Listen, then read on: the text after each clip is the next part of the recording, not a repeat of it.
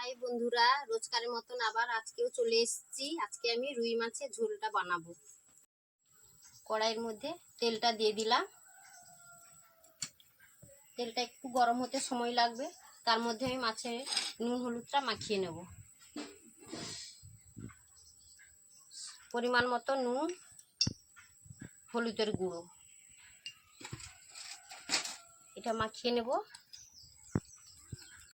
এবার তেলটা আমার গরম হয়ে গেছে, এবার মাছগুলো ভেজে নেব।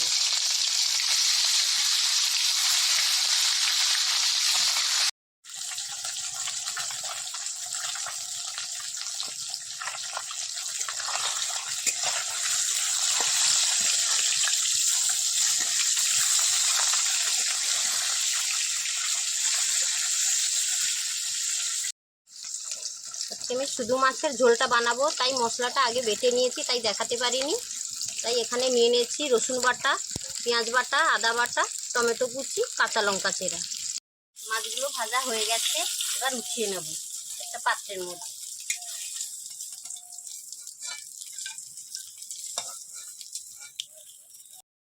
কড়াইয়ের মধ্যে দিয়ে দেবো রসুন বাটা, তার মধ্যে দিয়ে দেবো পেঁয়াজ বাটা, আদা বাটা, টমেটো কুচি, স্বাদ মতো নুন দিয়ে দেবো। এর মধ্যে দিয়ে দেবো হলুদের গুঁড়ো, কাশ্মীরি লাল লঙ্কার গুঁড়ো, এটা পরিমাণ মতো দিয়ে দেবো। মশলাটার থেকে তেলটা এবার ছেড়ে গেছে, তার মধ্যে এবার দিয়ে দেবো পরিমাণ মতন জল। এটা শুধু মাছের ঝোলটা হবে, তাই আমি পরিমাণ মতো জলটা আমি দিয়ে দিয়েছি। এবার আমার ঝোলটা ফুটছে, এর মধ্যে এবার মাছগুলো আমি দিয়ে দেবো। ঝোলটা হয়ে গেছে, এবার নামিয়ে নেব। এবার আমি উপর থেকে গরম মশলার গুঁড়ো দিয়ে দেবো।